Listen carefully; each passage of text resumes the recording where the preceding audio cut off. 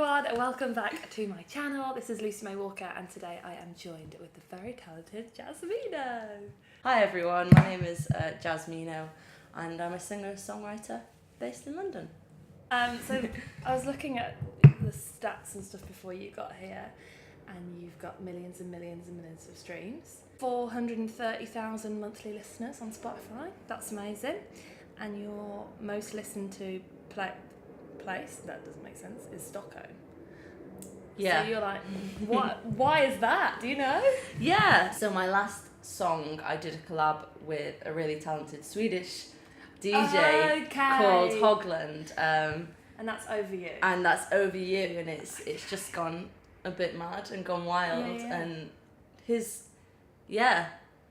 Sweden are going crazy for it, and he's basically like also gigging all around Sweden and playing it and stuff, and it's just getting more and more popular. Yeah. Amazing. So is he like a big he's obviously quite big. He's doing pretty well for himself. And I followed him for quite a while, and then I just after I'd released a few of my own tracks, I kind of messaged him. I was like, oh, I really like your stuff. Like, would you ever be up for doing a collab? And What was that on? Like Instagram or? No, I just emailed him. Oh, amazing. Yeah, and then he replied and he was like, oh, I really, really love your voice. Let's do something. This is my next single. Do you want to try and write over it? Yes. And that was Over You? That was Over You, yeah. And I remember him sending the track, the production, and I was like, oh, this is really good. And I was a bit intimidated by it. I was like, this is so good. How am I gonna write something that's as good as the production over it? I don't even know how that works. So he would... See, I always thought that you would maybe send songs to someone. But that's what I would do. So yeah, sometimes I do. Since that one, I've had a few people come to me and say, oh, like, I really like your voice. Yeah. Have you got any, like, top lines, like, melody and lyrics that you can send that I can maybe, like, put stuff to? But I prefer and, like, I write top lines all the time and just do piano, so I've got those to send. But if I'm doing a feature on someone's, I prefer, if it's featuring me, getting a production from them so I can understand where they're coming from and what kind of... Otherwise you don't really have a starting point, I suppose. Yeah. That's amazing. Yeah, it's really... I really want to do more of them. Are you going to do more with him? I hope so. We've said no. We've not got anything organised, but we said like we work really well together. Yeah. And he's just so lovely, and his whole team were amazing. We were chatting the other day, and he was like, "By the way, let's definitely do something again." But I think that's awesome. we've just done one that's gone well, so maybe leave it a year or so, and then do a little collab again. When you did that one, did you record? Have you met him in person? No. That's mad. It's really weird, like, isn't that's it? how it is now, isn't it? Yeah, it's mad, but I really want to go to Sweden, and then I'll be like, hey! Yeah, and it's crazy. Because I feel like I know him pretty well, because we've been chatting loads, and... That's so mad! Obviously, like, so we didn't know how it was going to do, and we released it, and then I saw that it got in, like, quite a few of the New Music Fridays, and so we're like, as things were happening, we were, like, both texting each other and being like, oh my god, look! And then we both got an email at the same time, and it was like, Spotify loves your track, and then, like, it was like, we've put it in this playlist and that playlist, and we were like, yes! That is amazing. That's awesome. It was really exciting. I love how that when you a lot of what you do now is collaborating. I know you got songs where it's just you and whatever, or you collaborate with producers, but I like how you are the one that kind of reaches. I'm sure you get people reach out to you, but you... well, now I do, especially. I get quite a few people. But yeah, initially, I would just find people that I love and be like, do you want to do a feature? Do you want to do a collab together? And do they normally say yeah? Like, have you had people that... Oh, I mean, like... I'll ignore you if I'll get flat out ignored all the time. I mean, I'm quite unrealistic. Like, one of my dream features is Segala. I've messaged him and got flat out ignored.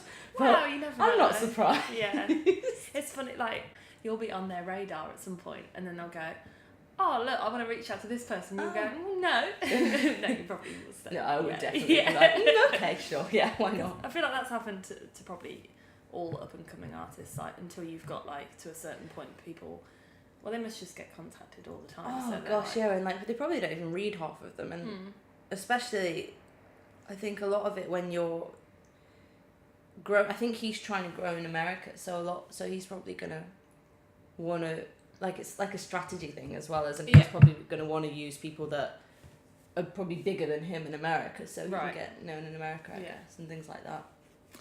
So I wanted to talk about busking because that's how me and you met. In fact, the first time I saw you, we didn't meet, but you were in the final of Mayor of London busking competition. Yeah. And I saw you then at Stratford. This was like, must have been like Ages ago. 4 years ago? 3 or 4 I'm years not ago, sure. yeah.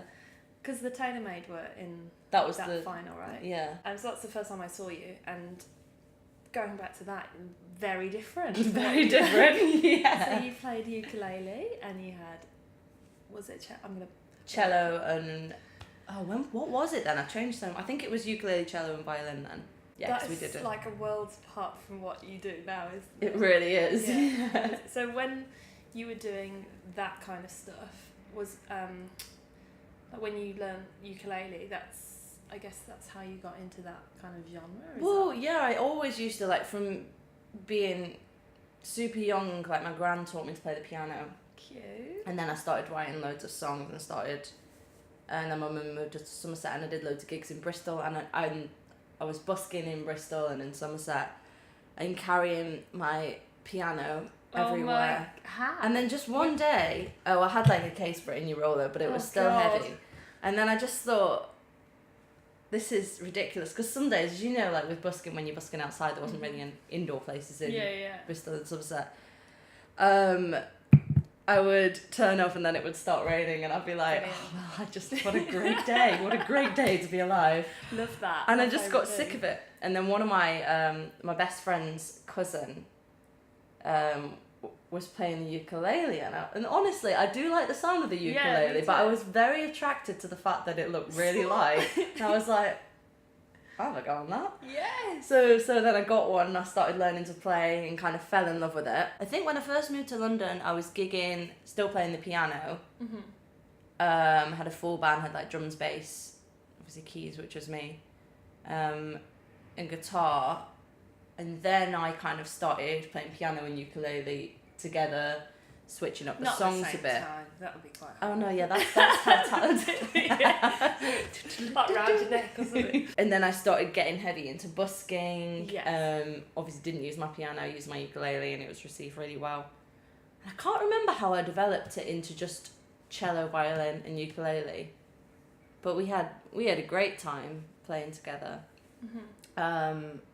It looks like you had fun. Oh, it was so much fun, really good. And then we were doing it for about a year, and then just one day I was busking, and I was like, I think I've fallen out with love with music. I'm just not really enjoying it anymore. And like I had stopped busking for a bit, and I just had a bit of a reflection period, and I was like, yeah, I don't think I like music anymore.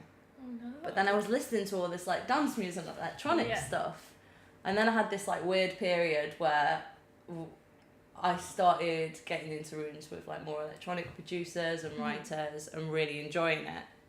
And then I released a couple of things like as demos, and then was trying to translate this kind of like, it was probably even like more EDM than the stuff, not the stuff I'm doing is now like electronic dance music. Oh, sorry. Which isn't really my thing now, but like I released a couple of electronic dance music Trying to find things. out kind of who you are as an artist. Yeah, and experimenting, and then I tried to translate these tracks onto ukulele, and I think it just confused people. Yeah. And then we had this moment with we had like cello, violin, and uke, and then we started experimenting with like loop pedals and trying to be like electroacoustic, which was a cool idea, but maybe we didn't spend enough time of it. But I quickly realised like I don't want to be playing uke. I just want to be singing really. Yeah. So then. Yeah, and then I kind of stopped that and started getting into the studio and really thinking about what direction I wanted to take. When you say getting into the studio, I never know what this means. Because but I feel like I'm the only one that doesn't. So everyone is all like, oh, I write in the studio and stuff. See, I write at home and then take it to get it produced. What do you mean by going into the studio? Going in the studio. Well, I kind of do this. Sounds very cool, but I'm like, I don't get it. So sometimes I will write.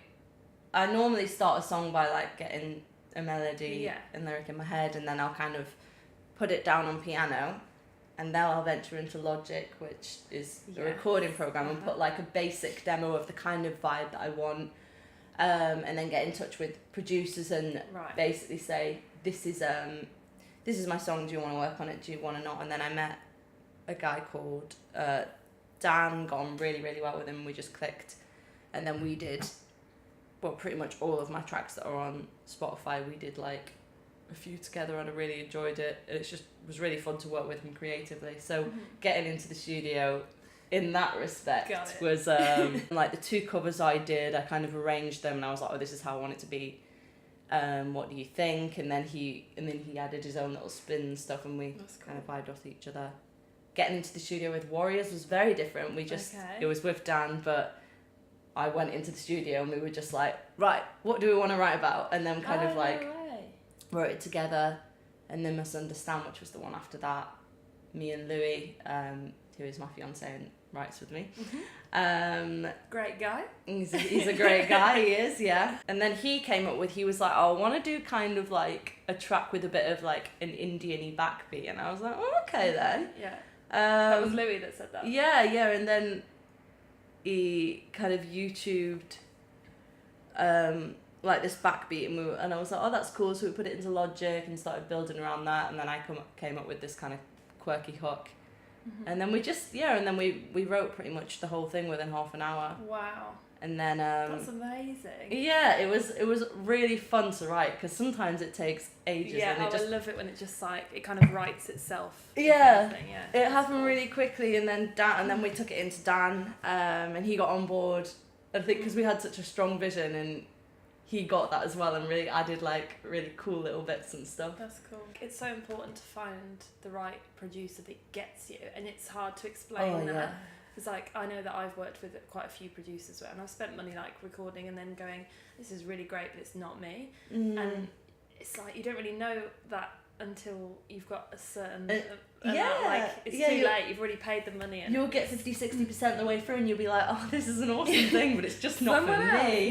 Yeah. So I feel like when you've got someone like, well, for you it's Dan, you like stick with. He's amazing. Yeah. So yeah, like Busking can be like pros and cons, of course. But I mean, let's be honest, it can be totally crap as well. Yeah, absolutely. I've had like the worst days of my life busking, like thinking, what am I doing? What am I doing with my life? Yeah. All the time. In fact, I think every single busk that I've ever done, that has always gone through my head. Like, what am I doing? And then like 2 minutes later, you're like, oh my god, there's Jeremy Vine. Like, right. So yeah. And had a similar thing happen to you? I did. I was busking at King's Cross Underground, and loads of people walk past me every day, but then someone just came up to me and they were like, oh, I had to come and check you out because Austin Darbo has just tweeted about you, and I didn't know who. Oh. And I was like, oh, cool, who are you? Like, and he was like, and oh. Did you know who Austin was? Or you No, like, I didn't. Cool. Oh, yeah, well, I didn't either. Now looking at him, I'm like, oh yeah, yeah. I don't think I would have been singing that well if I would have known who he was, but I'm glad it did. Anyway, so I was like, oh right, okay, got my little underground Wi-Fi up, and then saw that he basically said like, just seen Mino, she's got an amazing voice, and like it got loads of retweets, and this guy from, I think he works for One Extra, had come up and been like, oh, like I wanted to check you out because Austin just said you were great, which was awesome. Wow, so he literally did it was in like half an hour, I think, of that. I was like, okay, well, cool. Wow, and you could easily have like just been finishing your set. Yeah. And gone, wow. Yeah, it was mad. And then me being cheeky, I then messaged him and I was like, oh, well, actually, I've just released a song, and then he was like, oh, I really like it. I've put it in these playlists, and that's kind of crazy. So for people that are listening, who is Austin? They're like, well, who the hell is that? He's been promoted since but he was the senior editor of playlisting at Spotify UK. That's crazy. And now I think he's the head of music at Spotify, so he's just recently been promoted, which is great for him. Which but is then amazing. It means he's harder to.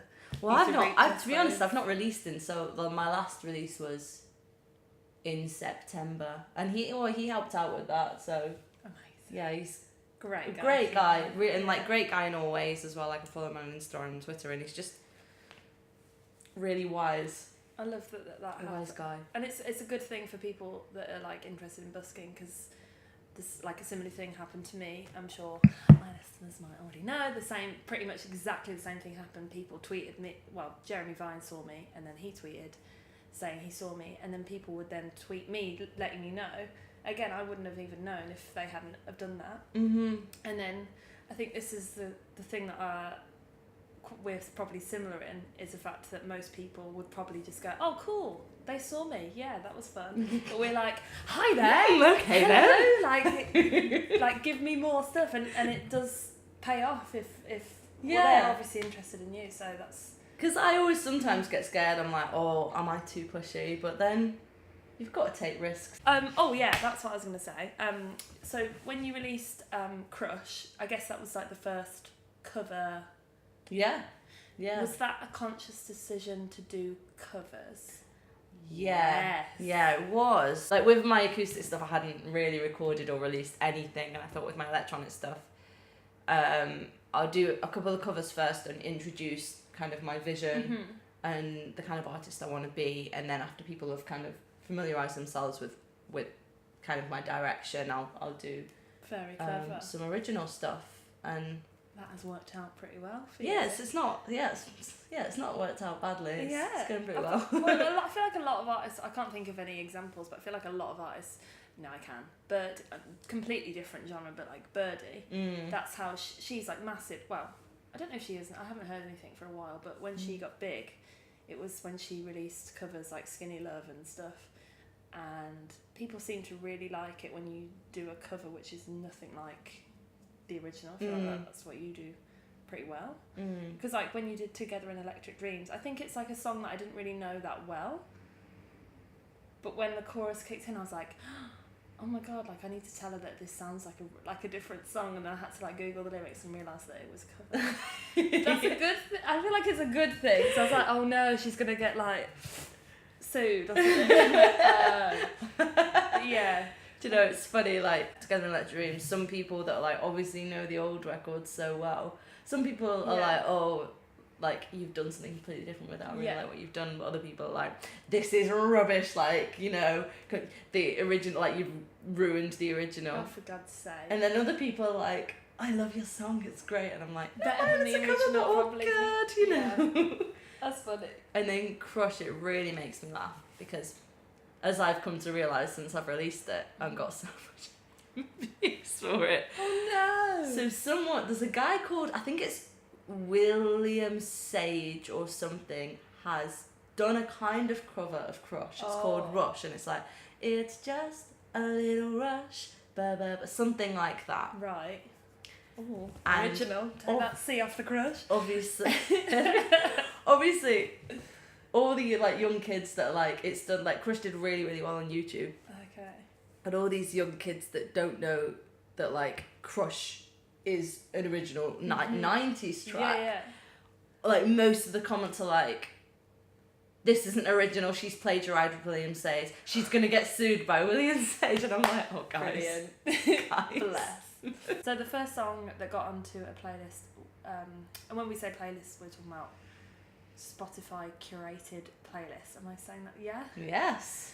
Whew! So the first song that got onto one of those was Crush when you released that. And that was through the guy that saw you. What's his name? Angus? No.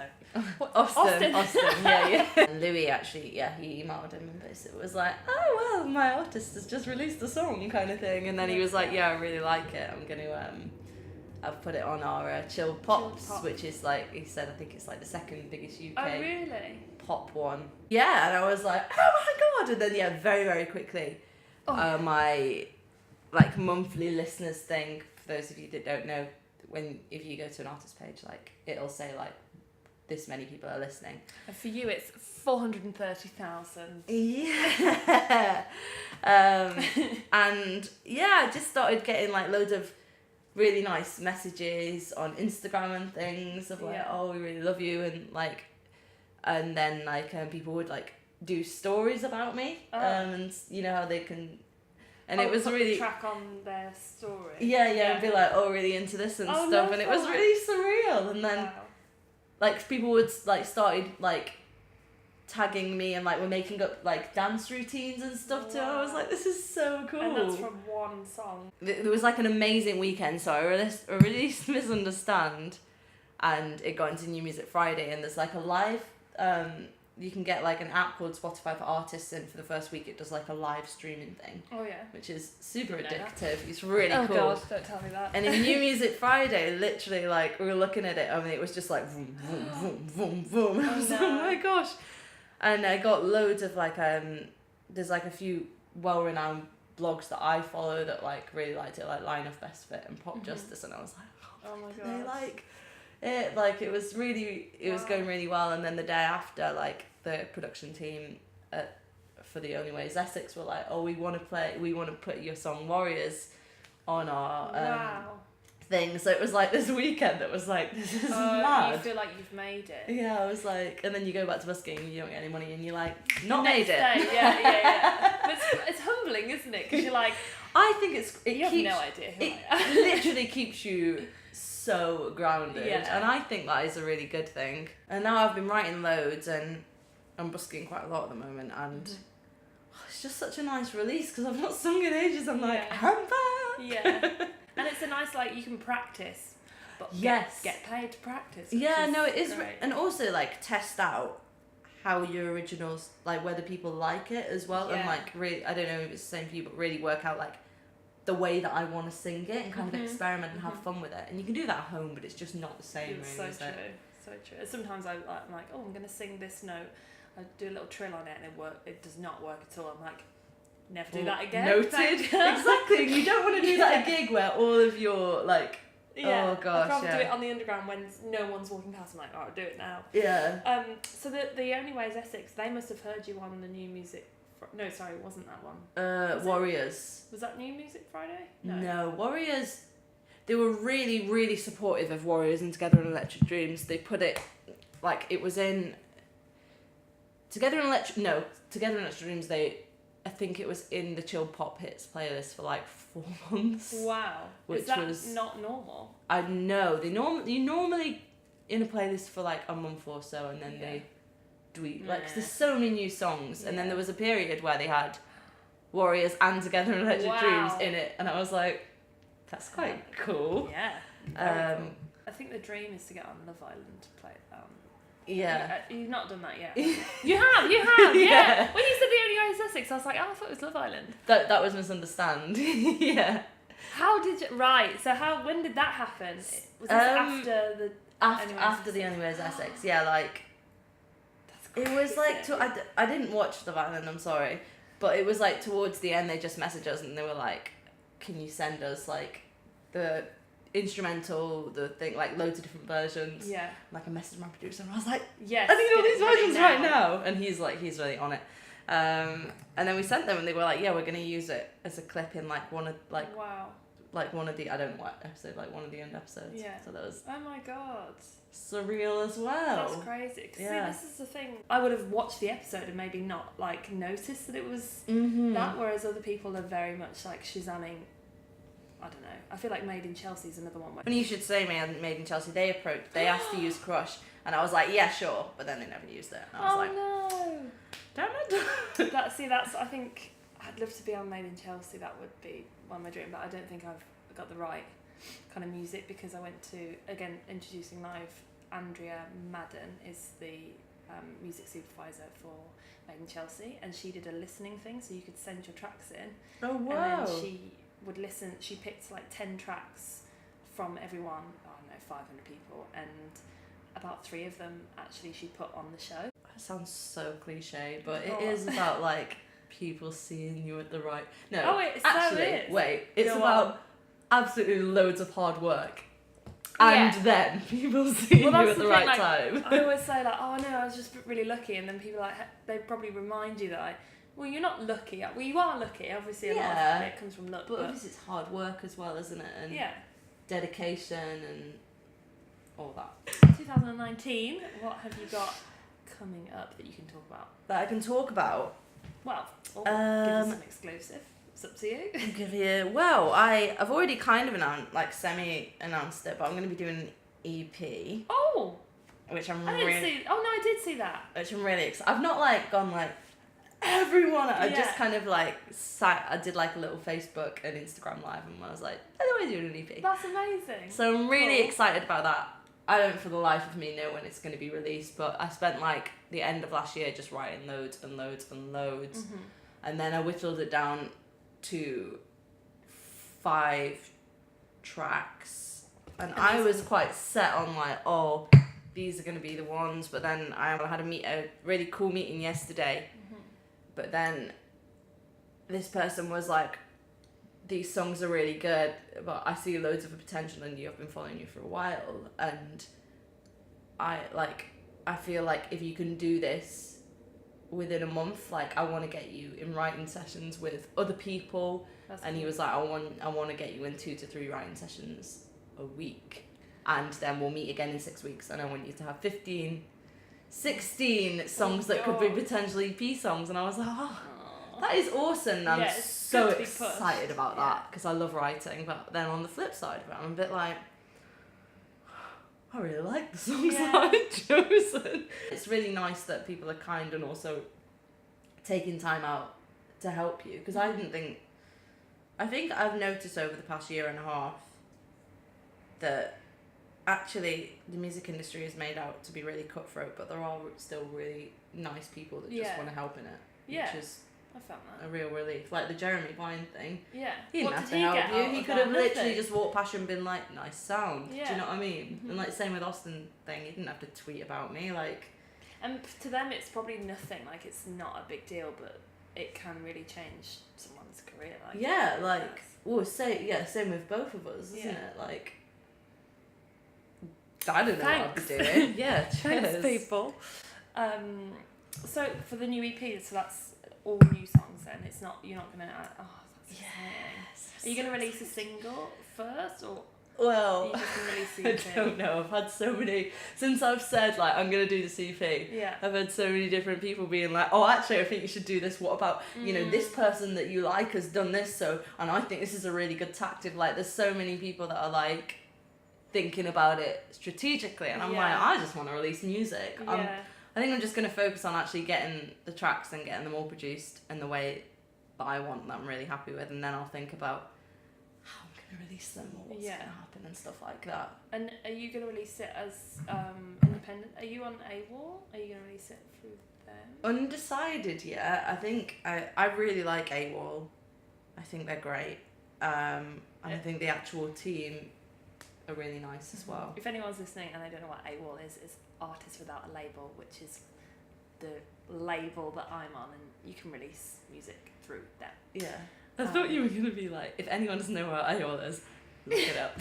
Well, you can look it up. From our perspective, it's really good because they don't take a huge cut. What is it? I can't even remember. 15%.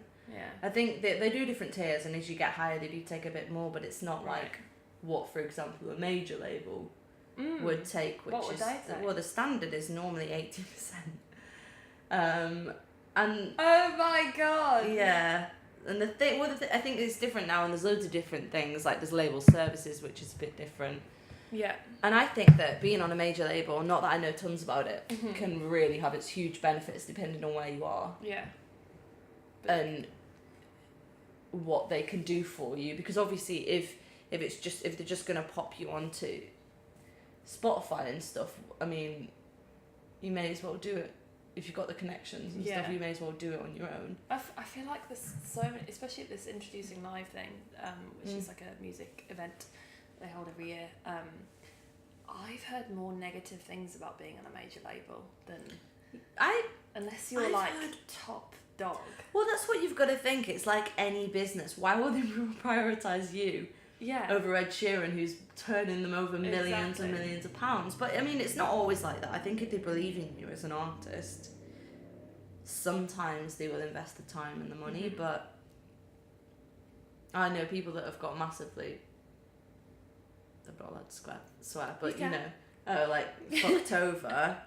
But then I know some people that have had good experiences as well. Yeah. I think we'll obviously maybe decide Yeah. together what are the strongest tracks. And is Louis still in that? Does he still get a strong say in? Very much so, and he always were like we both decided together on the electronic stuff and like made the little plan to do 2 covers, and then Cute. and he's way more. Well, I'm quite businessy for an artist as well. I feel like you've got to be when you're independent, but because he was a project manager in construction, so he's come from that very much like management, this is the plan. Yeah. So he's been really useful, and then also writes loads of me. Like he like writes most of my songs with me. Oh, that's cool. So I think ideally, when it grows, I see him like being a songwriter within his own right. Really, I think he's really good. When you're the artist, you can be quite, I don't know, maybe selfish in the way that, well, I want to sing it like this because this is how I. Whereas he can probably see it as what's the word? I don't know. He can. What is the word? From like objectively. Yes. Yeah. Objectively. And that happens a lot. I feel like you're quite good at letting other people, like producers and like Louis, have creative input. I'd say sometimes Are on the you? other way around though. If I'm in with a producer, I'll be like, oh, I kind of like where they're going. I'm just gonna sit back and like not be a control freak, and then I can't do we'll that. get 50% of the way through, and I'm like, no, I've done just that. no. I've done that. Which is more awkward, Yeah. really. When you're in the studio all day listening over and over and over again to the same sounds, the same thing, your like brain is kind of drowned a bit, and you can go walk out thinking, oh, this is really great, and then a week later you can be like, oh, it is, but actually it's not me, or like actually it's not that great. And also the fact that like in the studio, you can hear it out of like their big speakers, and it can sound amazing. Then you can go and listen to it on your phone. You're like, oh, it doesn't sound good, but then you realise that most people will listen to it on your phone, so you need to make sure it literally sounds most good people. in all kind of places. I know what my question was now. Oh. Do you have any like artists that you have in mind that you would absolutely love to support? Do I? So many. Okay. I already know the answer. Go I on. dream big, but I would. No, it's good to dream big. There's a few that I'd love to support. One my flat out like dream support would be Lauv, who for those of you who don't know is kind of like an electronic pop artist, and I just love his voice. I love his songs. I love the way he produces them. I just think he's brilliant, and I was doing a bit of research into him like a couple months back. I was like, I wonder who produces his songs, and you just click on all of his songs, and it's like written by Lauv, produced by Lauv. Oh, I love that. And normally it's like written by like and 10 produced by which is great because collaborations are a really big thing at the moment, and I think they're great. But I was just like, man, you're really talented. Have you tried to contact him? And say what? I mean, he's just done a collab with Julia Michaels, so I ain't gonna get near. You never know. I think I do. Know. Wow.